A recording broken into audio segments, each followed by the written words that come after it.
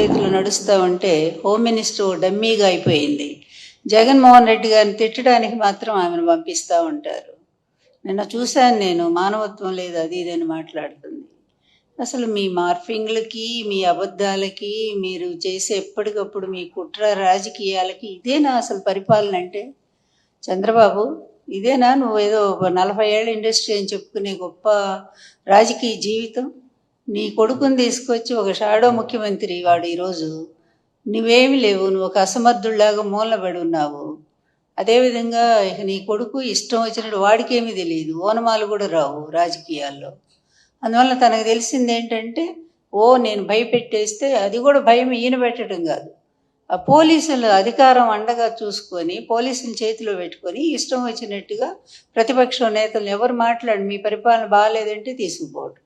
అదేవిధంగా ముఖ్యంగా ఈ రాష్ట్రంలో ఈ 1 ఇయర్లో ఆడపిల్లల మీద జరుగుతున్నటువంటి అత్యాచారాలు ఇంతవరకు స్వాతంత్రం వచ్చాక రాజకీయ చరిత్రలో, అంతకుముందు ఎక్కడో నిజాం టైంలో రజాకారుల ఉద్యమాల్లో మహిళల మీద అత్యాచారాలు దారుణంగా జరిగాయి అనేది మనం విన్నాము. బ్రిటిష్ హయాంలో అలాగే జరిగినాయి. ఎందుకంటే పోరాట వీరుల్ని వాళ్ళు ఆ విధంగానే ఆడవాళ్ళని చేర్చేవాళ్ళు. కానీ ఈరోజు ఇది ఒక ప్రజాస్వామ్య దేశం, ప్రజాస్వామ్య పరిపాలన అనుకొని మీరు అనుకుంటున్నారు, మేమైతే అనుకోవట్లేదు. ఈవీఎంల సాయంతో వచ్చినటువంటి దరిద్ర పరిపాలన మీది ప్రభుత్వం ఇది. ఈ ప్రభుత్వంలో మీరు చేస్తుంది ఏంటంటే ఇదిగో ఇట్లాంటి అనాచారాలు. మీ పార్టీ వాళ్ళు ఏదో పని చేసినా సరే వాళ్ళకి ఏ విధమైన శిక్షలు లేవు. వాళ్ళు మహిళల్ని భయంకరంగా మరి మీ సోషల్ మీడియాలో ఇష్టం వచ్చినట్టు వాళ్ళ వ్యక్తిత్వ హననాన్ని చేస్తుంటే దానికి ఏ విధమైన శిక్షలు లేవు. కానీ సాక్షి మీడియాలో ఒక అనలిస్టు ఒక విషయాన్ని చెప్తూ దాన్ని మాట్లాడితే దాన్ని తీసుకెళ్ళి కొమ్మినేని గారికి అంటగట్టి అప్పటికప్పుడు ఆయన మీద కేసు పెట్టి తీసుకెళ్ళి, ఇదా మీ పరిపాలన? ఇది సుపరిపాలన అంటారా? మీరు నిజంగా నిజాయితీగా ఒప్పుకోండి, ఒక్క పాయింట్ అన్న నిజాయితీగా ఒప్పుకోండి అయ్యా మీ తండ్రి కొడుకులు. ఇక ఆ 3 ఆయన గురించి ఎందుకు మాట్లాడాలా? ఆ 3 ఆయన ఒక వేస్ట్ ఫెలో అనేది అర్థమైపోయింది. ఎందుకంటే ఆయన అందుకే సనాతన వేషం వేసుకొని రాష్ట్రాలన్నీ తిరుగుతున్నట్టున్నాడు ఇక్కడ ఏం చేయలేక. అందువల్ల ఇక ఆయన గురించి వేస్ట్ మాట్లాడటం కూడా వృధా. ఎందుకంటే ఆయనకు నాయకత్వ లక్షణాలు మొదటి నుంచి లేవు, ఎదిరించే తత్వం అస్సలు లేదు. చంద్రబాబు పిలిచినప్పుడు వచ్చి జగన్ గారిని ఒక తిట్టిపోవటానికి మాత్రం ఉపయోగపడతా ఉన్నాడు. కనీసం మీ పక్కన స్థానం కూడా ఇవ్వనంత స్థితికి దిగజారిపోయాడు, అతను సంపాదించుకోలేకపోయాడు. అందువల్ల ఇక అతని గురించి ఎక్కువ మాట్లాడకూడదు. కానీ మీ ఇద్దరు కలిసి ఈరోజు రాష్ట్రాన్ని ఏ విధంగా చేస్తున్నారో ఒక్కసారి ఆలోచించండి. మీరు ఆలోచించట్లా, ప్రజలు ఆలోచిస్తున్నారు, ప్రతి క్షణం ఆలోచిస్తున్నారు. ఎందుకంటే శ్రీశ్రీ గారు అన్నట్టు మదమెక్కిన తురంగాలు అన్నట్టుగా మదం పట్టినటువంటి గుర్రాలు లేకపోతే ఏనుగులు ఇవన్నీ కూడా ఇష్టం వచ్చినట్టుగా ప్రవర్తిస్తూ ఉంటాయి. వాటికి ఉచ్చము నీచము జ్ఞానము ఏమీ తెలియదు. అవి ఎక్కడ పడితే అక్కడ ఎట్లా పడితే అట్లా పరిగెడతాయి, అన్నిటిని నాశనం చేస్తాయి. ఈరోజు రాష్ట్రాన్ని నిజంగా గుడ్ గవర్నెన్స్ అంటే జగన్ గారి టైంలో ఒక పద్ధతిగా జరిగింది. కానీ మీరు ఏ ఒక్క పాయింట్ అయినా కంపారిజన్ చేయటానికి మీరెవరు రారు. ఎందుకంటే మీ పచ్చ మీడియా బాకాల్లో ఊదుతూనే ఉంటాయి మిమ్మల్ని. నిన్ను లోకేష్ని ఇద్దరిని కూడా అక్కడ కూర్చోబెట్టి ప్రైమ్ మినిస్టర్ని కలిస్తే దానికి మొత్తం పేజీలన్నీ కూడా ఈనాడు ఏబిఎన్ పెట్టేస్తారు. ఏంటి ప్రైమ్ మినిస్టర్ మీ మిత్రపక్షం కదా, మీ కూటమి కదా, ఒకళ్ళ మీద ఒకళ్ళు ఈరోజు డిపెండ్ అయ్యలేరా? అది కూడా కలిస్తే దానికి ఒక పెద్ద అది వీరత్వమా శౌరత్వమా? ఆయన వల్ల ఇదిగో ఇన్ని వేల కోట్లు ఈ రాష్ట్రానికి మరి వస్తూ ఉన్నాయి, పరిశ్రమలు వచ్చినాయి, ప్రైమ్ మినిస్టర్ గారు యాక్సెప్ట్ చేశారు. లేదా మీ రాజధాని, మీరు అనుకునే రాజధానికి ప్రైమ్ మినిస్టర్ గారు ఇన్ని వేల కోట్లు ఇప్పిస్తున్నారు అని ఈ విధంగా అయినటువంటి వార్త అయితే నిజంగానే బాగా సాధించారని చెప్పుకోవటానికి. ఇంత సిగ్గుమాలిన మీడియా, ఇంత సిగ్గుమాలిన తండ్రి కొడుకులు, ఇంత పనికిమాలిన పరిపాలన, దీన్నంతా చూపిస్తూ ఒక 60-70 కోట్లు ఖర్చు పెట్టి దానికి ఒక గుడ్ గవర్నెన్స్ పాలన, దానికి ఒక పెద్ద పేరు. మొన్ననే కదా యోగా ఏంటో ప్రపంచం మొత్తం కూడా యోగా ఆంధ్ర రాష్ట్రం వైపు చూస్తుందంట. అంత పెద్ద గిన్నెస్ బుక్లో ఎక్కి ఆయనకి ప్రైమ్ మినిస్టర్ గారి కంటే లోకేష్ బహుమతి ఇస్తున్నాడు. అన్నీ లోకేషే బహుమతి ఇస్తున్నా అంటే ఎన్ని 600 కోట్లు ఖర్చు పెట్టారు. ఏమైంది? ఎంత రసాభాస. చిన్న పిల్లల్ని తీసుకొచ్చి వాళ్ళని పాపం గిరిజన పిల్లల్ని, వాళ్ళకి తిండి లేదు, నీళ్లు లేవు, వాళ్ళు పడుకోవటానికి ఒక సౌకర్యం లేదు. ఇదా గుడ్ గవర్నెన్స్? ఎక్కడైనా జగన్ గారి హయాంలో ఇలా జరిగినాయా? ఎప్పుడైనా స్టూడెంట్స్ని ఇబ్బంది పెట్టారా? మీ హయాంలో పాడుపడ్డ స్కూల్స్ అన్నింటినీ కూడా నాడు నేడు క్రింద ఆయన బాగు చేసి చక్కగా వాళ్ళందరికీ కూడా విద్యను కల్పించారు. వాళ్ళకి కావాల్సినటువంటి అమ్మఒడి పథకం ద్వారా 15,000 ఇచ్చి ఆ పిల్లల్ని బడికి రప్పించి గవర్నమెంట్ స్కూల్స్ అంటే కలెక్టర్ పిల్లల్ని కూడా చేర్చే విధంగా దాన్ని డెవలప్ చేశారు. అది గుడ్ గవర్నెన్స్. అలాగే మహిళలకు చూస్తే ముఖ్యంగా పక్క రాష్ట్రంలో ఎక్కడో ఆ అమ్మాయి మీద అత్యాచారం జరిగి చనిపోతే ఇక్కడ ఉన్నటువంటి ముఖ్యమంత్రి గారు జగన్ గారు స్పందించి అప్పటికప్పుడు దిశ యాప్ తీసుకొచ్చారే, దిశ చట్టం కూడా తెచ్చారు. అయితే అది ఇంకా కేంద్ర గవర్నమెంట్ ఒప్పుకోలేదు. అయినా సరే పోలీస్ స్టేషన్లు ఎక్కడికక్కడ మండల కేంద్రాలు పోలీస్ స్టేషన్లు పోలీస్ స్టేషన్లు పెట్టారు. మహిళలకు 2 కోట్ల మంది దిశ యాప్ ఆ రోజు డౌన్లోడ్ చేసుకున్నారంటే అదా నిజమైన పరిపాలన?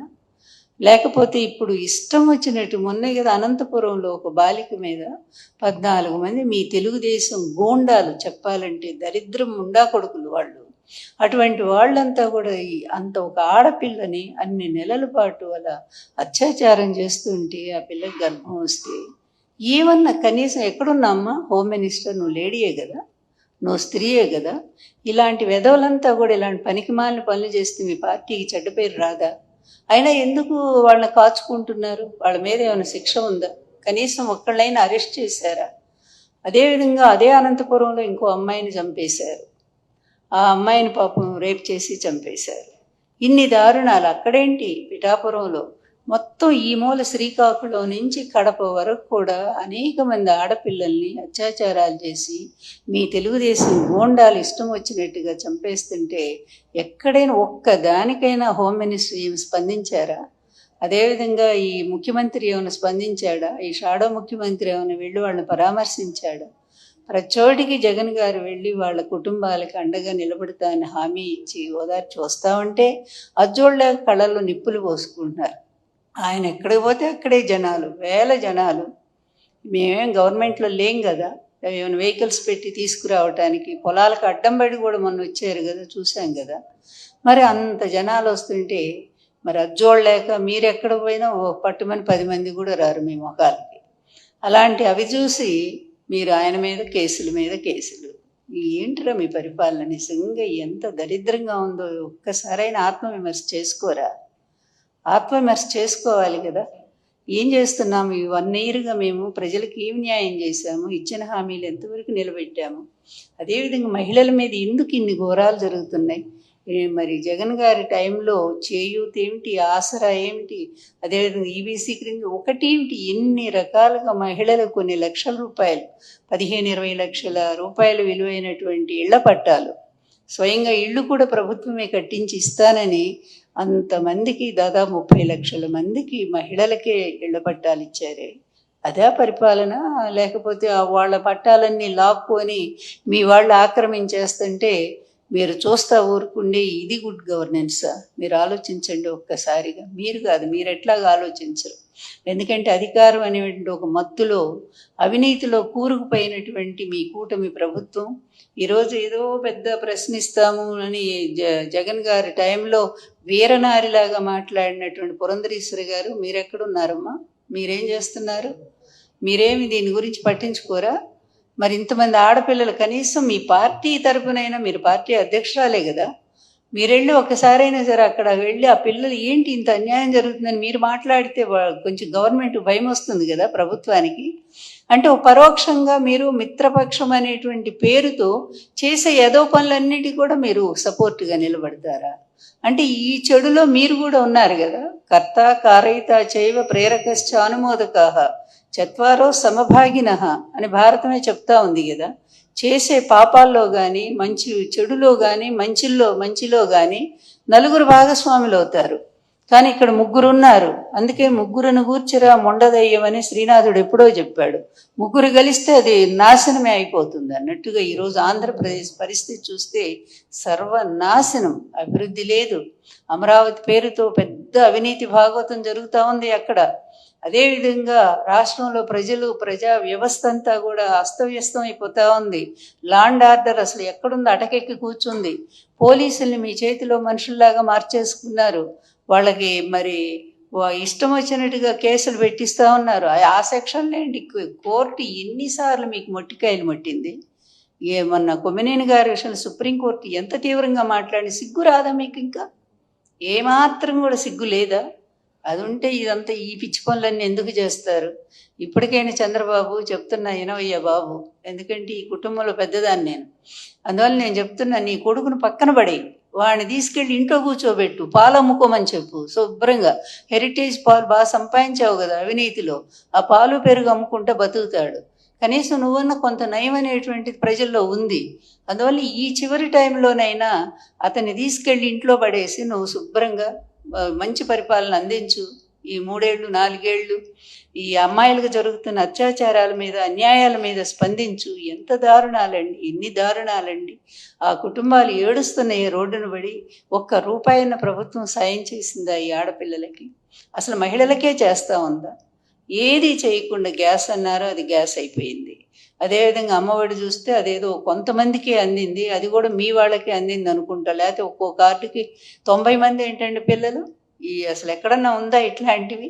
అంటే దొంగ లెక్కలు, మరి ఈ విధంగా దొంగ పంపిణీలు, మళ్ళీ పరోక్షంగా అదంతా కూడా తెలుగుదేశం పార్టీ వాళ్ళకి అందేటట్టు చేయటం, ఇదే పరిపాలన. ప్రభుత్వం అనేది పారదర్శకంగా ప్రజలకి ఒక సిన్సియారిటీ, ఒక నమ్మకాన్ని కలిగించాలి. అలాంటిది మీరంతా కూడా అవినీతి కోసం ప్రజల్ని మభ్యపెట్టి ప్రజల్ని వెన్నుపోటు పొడిచేటువంటి ఒక ప్రభుత్వంగా తయారైపోయింది. ఎవరినైనా సరే పెద్ద మనుషులు, కాస్త మేధావులు అనుకున్న వాళ్ళకు మీరు వాళ్ళతో మాట్లాడించినా చెప్తారు వాస్తవం. గత ప్రభుత్వం ఎలా ఉంది, అభివృద్ధిలో దూసుకుపోయింది. జిఎస్టీలో నంబర్ 1 ఉన్నాము రాష్ట్రంలో. అదేవిధంగా పథకాల అమల్లో క్యాలెండర్ పెట్టి డేట్లు వారీగా ఇచ్చాము. మహిళల్ని మరి ఉద్ధరించడంలో, మహిళా సంక్షేమ పథకాలు అమలు చేయటంలో అన్నిట్లో కూడా 50% 60% పర్సంటేజ్ మహిళలకు ఇవ్వటంలో, మహిళా సాధికారతను మరి ఒక సుప్రతిష్టంగా అంత సక్సెస్ఫుల్గా అమలు చేయగలిగింది ఒక్క జగన్మోహన్ రెడ్డి గారి ప్రభుత్వమే. మరి మీ ప్రభుత్వం వచ్చాక మహిళలంతా ఏడుస్తున్నారు, దుఃఖిస్తున్నారు. రోడ్డు మీదకి వెళితే ఏ గుండా లాక్కుపోతాడో అని బిక్కుబిక్కుమంటూ ఆడపిల్లలు బయటికి పంపటానికే భయపడుతున్నారు. సిగ్గుచేటు కదా మీకు? ఇదా మీ ప్రభుత్వము? ఆడపిల్లల్ని కాపాడలేనటువంటి ఎందుకయ్యా చెప్పుకోవటం ముఖ్యమంత్రి, లేకపోతే ఉప ముఖ్యమంత్రి, లేకపోతే ఇంకో షాడో ముఖ్యమంత్రి, ఇవన్నీ కూడా ఎందుకు ఇట్లాంటి పేర్లన్నీ చెప్పుకోవటం? అందువల్ల ఆడపిల్లలను రక్షించాల్సినటువంటి బాధ్యత ప్రభుత్వం మీద ఉంది. అలాగే మహిళల గౌరవాన్ని కాపాడాల్సిన బాధ్యత ఉంది. పేదవాళ్ళైనటువంటి మహిళలను పూర్తిగా ఆదుకోవాల్సినటువంటి బాధ్యత కూడా ప్రభుత్వానికే ఉంది.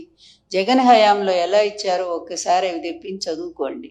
ప్రజల్ని అడగండి, జగన్ హయాంలో ఏమేమి అందినాయో తెలుసుకోండి. అన్ని డేటాలు మీ దగ్గర ఉంటాయి, కానీ అమలు చేసేటప్పుడు మాత్రం అన్ని పక్కకు పోతూ ఉంటాయి. అందువల్ల జగన్ గారి హయాంలో మహిళలకు ఒక స్వర్ణ యుగమది. కానీ నీ హయాంలో ఇది ఒక రాక్షస పాలన. ఎప్పుడో హిరణ్యకశిపుడు, హిరణ్యాక్షుడు వాళ్ళు ఇలాగే ఋషుల్ని, ఆడవాళ్ళని చెరబట్టేవాళ్ళట. సేమ్ ఇప్పుడు నారాసురుడు పరిపాలనలో కూడా మహిళల్ని చెరబట్టేటువంటి దుస్థితి, ఆ విధమైన రాక్షస పాలన ఈరోజు కొనసాగుతూ ఉంది. అందువలన ప్రజలంతా ఎదురు చూస్తూ ఉన్నారు, జగన్నాథుడు ఎప్పుడు వస్తాడా అని చెప్పి. ఈ రాక్షస పాలన అంతం చేసి మళ్ళీ మాకు ఆ జగన్నాథుడే కావాలి అని చెప్పి ప్రజలంతా కూడా కోరుతూ ఉన్నారు. అందువల్ల మీది గుడ్ గవర్నెన్స్ కాదు, very bad, very very bad governance ఇది. అందువల్ల మీకు ఎట్లాగూ ఈ ఆత్మవిమర్శలు లేవు, సమీక్షలు లేవు, మీ పరిపాలన మీకు చెప్పే సలహాదారులు లేరు. సలహాదారులు ఎవరంటే మీ మీడియా, ఏబిఎన్ ఆయన చెప్పాలా, లేకపోతే ఈనాడు ఆయన చెప్పాలా. వాళ్ళు బాగుందని రాస్తూనే ఉంటారు, ఎందుకంటే వాళ్ళ డబ్బులు వాళ్ళకి కావాలా. మీరు ఇచ్చేటువంటి ఆ డబ్బుల కోసం వాళ్ళు పిచ్చి రాతలు అలా రాస్తూనే ఉంటారు. ఇక పనికి మాలిన టీవీలు, TV5 ఒకడున్నాడు. వాళ్ళు ఈ విధంగా అబద్ధాల్ని మరి నిజాలుగా నమ్మిస్తూ ప్రజల్ని నమ్మించడానికి ప్రయత్నం చేస్తూ, కానీ ప్రజలు నమ్ముతారనేటువంటి ఒక భ్రమలో బ్రతుకుతూ వాళ్ళు బాగుపడుతున్నారు, మీరు బాగుపడుతున్నారు. కానీ రాష్ట్రం మాత్రం దివాళా తీస్తూ ఉంది. వచ్చిన సంవత్సరంలోనే 1,60,000 కోట్ల రూపాయల అప్పులు మాత్రం చేశావు. అవి ప్రజలకు ఏం చేశావంటే మాత్రం సమాధానం లేదు నీ దగ్గర.